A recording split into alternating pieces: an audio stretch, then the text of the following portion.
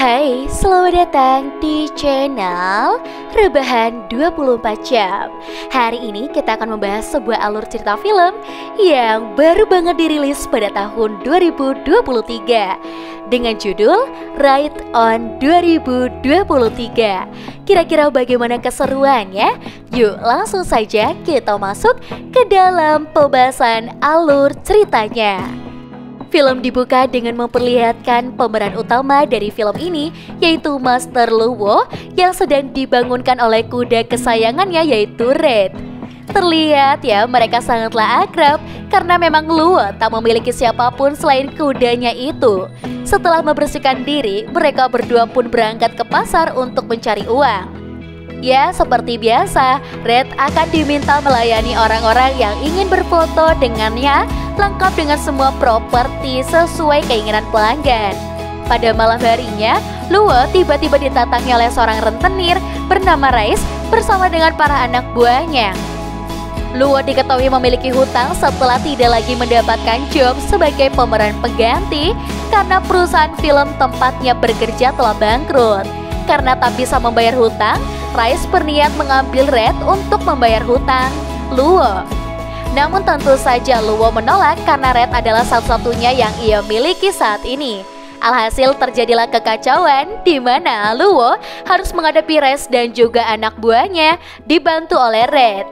Ya, berkat pengalamannya sebagai pemeran pengganti film bergenre action, Luo menjadi memiliki kemampuan basic bela diri yang cukup baik.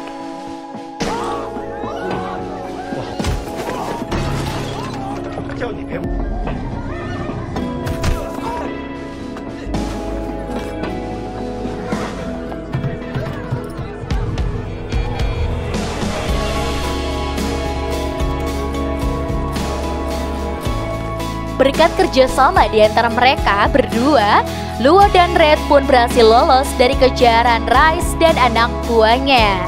Ternyata bukan hanya pada Rais, Luo juga memiliki hutang pada sebuah lembaga bernama DY Capital. Kedua pengacara DY Capital menjelaskan bahwa lembaga LM tempat Luo bekerja dahulu telah bangkrut dan memiliki hutang yang banyak, sehingga semua propertinya akan disita untuk dilelang, termasuk juga Red yang merupakan bagian lembaga LM sejak kecil. Lalu Yingzi dan Xiao mau keluar untuk membantu Luo, sehingga kedua pengacara itu pun ketakutan dan segera pergi. Namun cepat atau lambat pihak hukum dari DY Capital pasti akan segera datang kembali untuk menyita Red. Jadi Xiao Mo menyarankan agar Luo segera mencari bantuan hukum untuk membantunya. Dengan terpaksa Luo pun menemui putri kandungnya yang bernama Bao, yang saat ini diketahui merupakan mahasiswa jurusan hukum. Sedikit penjelasan, 8 tahun yang lalu Luo dan istrinya bercerai. Luo saat itu sedang sibuk menjadi pemeran pengganti, sehingga ia seolah mengelantarkan Bao, terlebih ketika ibunya meninggal dunia. Alhasil sejak saat itulah Bao dan Luo memiliki hubungan yang buruk. Bao menjadi semakin kesal ketika ia tahu ayahnya menemuinya saat ini hanya untuk meminta bantuan demi menyelamatkan Red yang sejak dulu selalu diprioritaskan. Keesokan harinya Luo didatangi oleh David, seorang yang bekerja di perusahaan pemeran pengganti. David mengaku terpukau dengan aksi Luo dan Red yang saat ini sedang viral di media sosial. Ia pun mengundang Luo dan Red untuk melakoni sebuah aksi laga. Mendengar itu, Luo pun sangat bersemangat karena ia tentu saja membutuhkan uang untuk menyewa pengacara demi menyelamatkan Red. Di waktu yang sama, Bao sedang berbicara dengan pacarnya bernama Hua. Hua yang berprofesi sebagai pengacara menyempatkan waktu menemui Bao di tempatnya bekerja part-time. Karena mereka berdua sudah cukup lama menjalin hubungan, Hua bertanya apakah ada kemungkinan jika orang tuanya ingin bertemu dengan keluarga Bao. Bao yang mendengar hal itu berkata pada Hua bahwa ia sudah tidak memiliki keluarga lagi. Namun pertemuan Bao dengan ayahnya kemarin membuatnya kembali teringat pada pesan dari mendiang ibunya yang mengatakan jika nanti ayahnya menemui Bao, sang ibu berharap Bao tidak mengusirnya. Karena teringat akan pesan ibunya, Bao pun menyempatkan waktu untuk kembali menemui sang ayah. Di rumahnya, Bao melihat ayahnya lagi-lagi sedang sibuk dengan Red, sehingga ia pun mengurungkan niatnya. Saat sedang beristirahat, Bao tidak sengaja melihat sang ayah dan Red yang sedang berusaha menarik perhatian para pengunjung.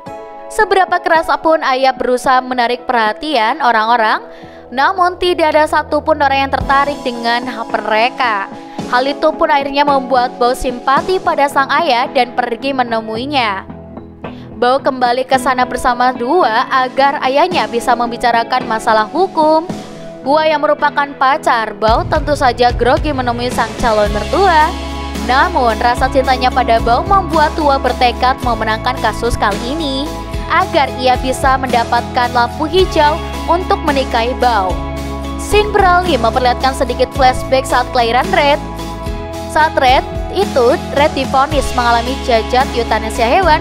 Meskipun begitu, Master Luo tetap mengadopsinya dan menyayanginya dengan sepenuh hati. Sejak saat itulah kedekatan terbangun di antara mereka sampai seperti keluarga. Singkat cerita, Luo dan Red pun memulai syuting untuk sebuah film laga.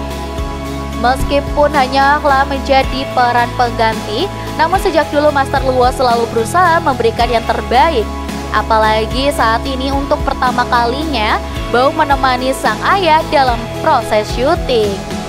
Sayangnya dalam proses syuting itu Red merasa ketakutan karena ini adalah pengalaman yang baru untuknya. Sutradara pun marah dan menyuruh anak buahnya untuk mengganti Luo. Sampai akhirnya setelah mendapatkan kata-kata semangat dari Bao, Red seolah-olah mengerti dan akhirnya memberanikan diri untuk memulai syuting.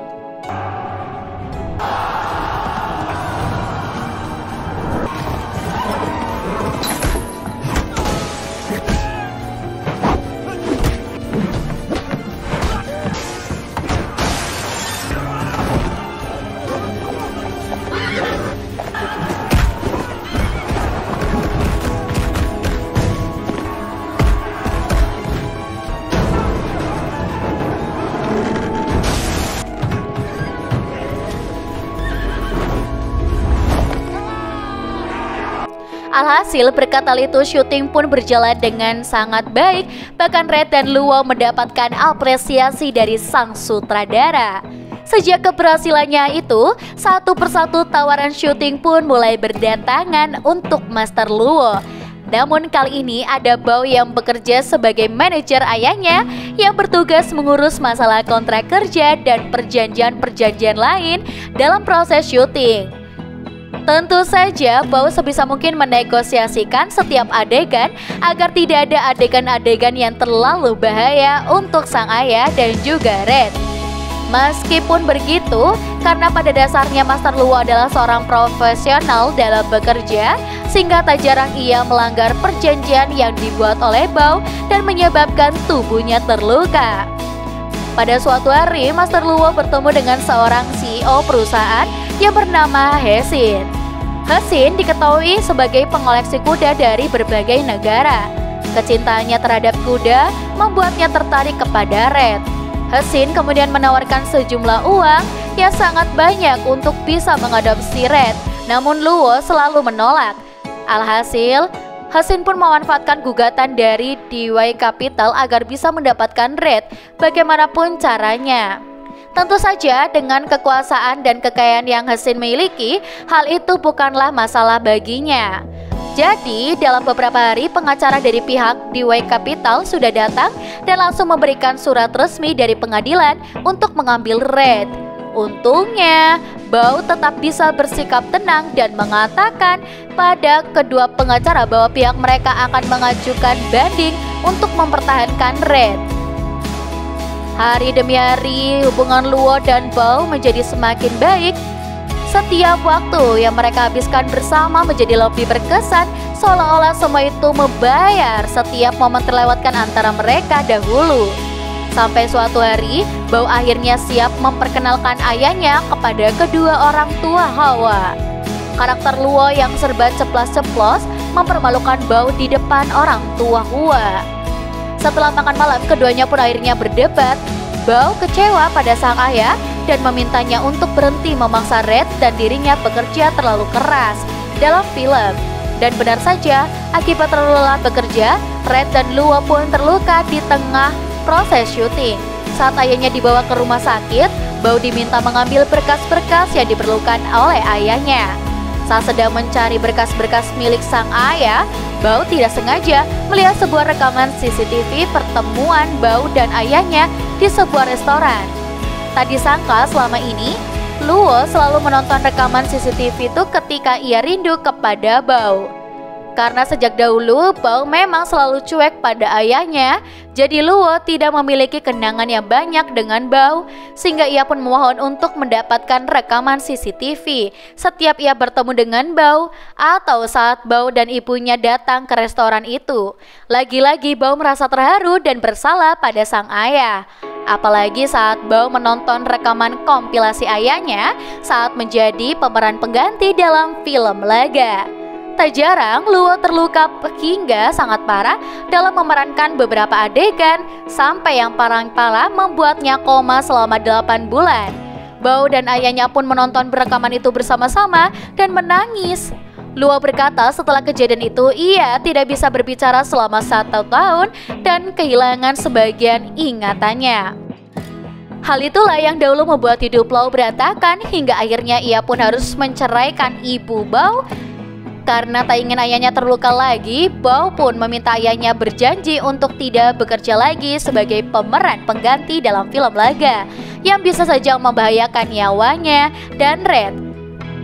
Singkat cerita, persidangan untuk Red akhirnya tiba. Dalam persidangan itu, Hesin mengerahkan semua kekuasaan dan kekayaannya yang ia miliki untuk bisa mendapatkan Red. Hingga akhirnya pihak Luo pun kalah dan Red resmi menjadi hak milik Hesin. Hua berusaha memohon pada pihak Hesin untuk membatalkan tuntutannya, namun sayangnya semuanya telah terlambat. Hesin sebagai pencinta kuda memiliki pihak Luo untuk tidak khawatir karena Red pasti akan dirawat dengan baik jika berada di tangannya. Meskipun sangatlah berat, namun Luo terpaksa harus tetap menyerahkan Red pada Hesin. Dan momen itu adalah momen yang paling menyedihkan dalam film ini. Ketika Luo telah menyerahkan Red pada pihak Hesin, Red malah mengejar Luo seolah tak ingin berpisah dengannya. Bahkan meskipun Red telah terjatuh berkali-kali, ia tetap bangkit untuk mengejar Luo. Sampai akhirnya Luo pun turun dan membentak Red untuknya untuk kembali ke pemiliknya yang baru. Sejak hari itu, hari-hari Luo menjadi sangat hampa. Ia seperti kehilangan semangat hidup dan hanya menghabiskan waktu menonton video kebersamaannya bersama Red. Bao yang simpati kemudian nekat menemui Hesin dan memohon kepadanya sambil menunjukkan momen ayahnya bersama Red. Mereka berdua bukan lagi seperti hewan peliharaan dan tuannya, melainkan sudah seperti keluarga. Karena hal itu, Hesin pun akhirnya luluh dan ia pun bersedia mengembalikan Red kepada Luo. Dan film pun akhirnya selesai. Film ini didedikasikan pada setiap kungfu stuntman atau pemeran pengganti dan semua orang di belakang kamera yang telah berkontribusi pada sejarah film China selama ratusan tahun. Film-film itu tidak akan berhasil dan terkenal tanpa adanya kontribusi dari orang-orang yang di belakang. Semoga teman-teman mengerti ya dengan alur cerita kali ini. Seru banget ya, benar-benar membuat terharu sekali tentunya. Nah, buat teman-teman di rumah yang mungkin penasaran dengan alur cerita film yang lainnya, kalian jangan lupa untuk like, komen, dan juga subscribe channel YouTube Rebahan 24 Jam. Kita akan ketemu lagi di video selanjutnya. Sampai jumpa.